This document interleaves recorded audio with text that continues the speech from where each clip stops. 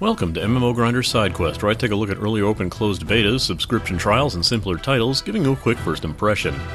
Today I'll be looking at Armored Warfare, another game from Obsidian Entertainment and My.com, this time taking a cut of Wargaming and Gaijin's thunder, and currently in a closed invite alpha test that you can purchase a Founders Pack to enter.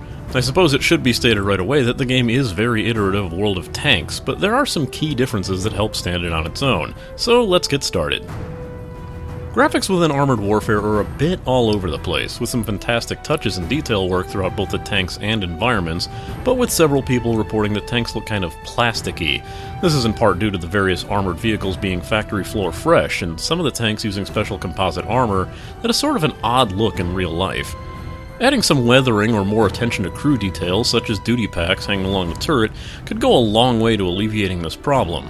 All in all, the game looks good for this early in its lifespan, and with each patch making the game run better and better, things could only go up from here.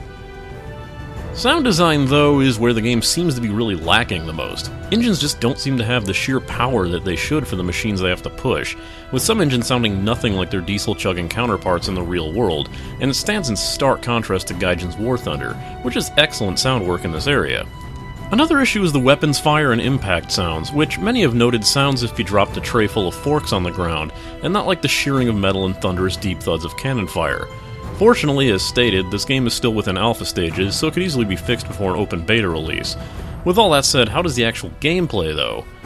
First and foremost, progression within the game is very straightforward and simple. Earning reputation in a vehicle allows you to purchase upgrades for it while simultaneously getting you closer to the next vehicle in the tree. To unlock other trees, simply complete various challenges and they'll unlock for you to use, making this a very quick system to grasp, and a welcome change from just grinding research on your vehicle and the next one separately. Also, it should be noted that having the game be called Armored Warfare and not referencing tanks allows them to use more widely unknown vehicles, from armored fighting vehicles to wheeled tank destroyers, or even light, hyper-fast scout vehicles. While the game takes place in a modern-day setting, possibly in some form of alternate timeline, as you employ yourself with one of two military corporations, note that the setting adds to that uniqueness by making sure every vehicle within the game dates from the Cold War onward. Another key difference is the way artillery handles. Unless you get an incredibly lucky 1 in 1,000 shot, you cannot one-shot someone as an artillery vehicle. Every time you fire, you will give enemy artillery a ping on their minimap with a general location of where you fired from, which gets smaller every time you fire if you refuse to move until it highlights you completely. It's best to move even after firing a single shot, as the game will fully render your vehicle sans HUD pop-up with each shot and a loud, quick, and deadly counter battery.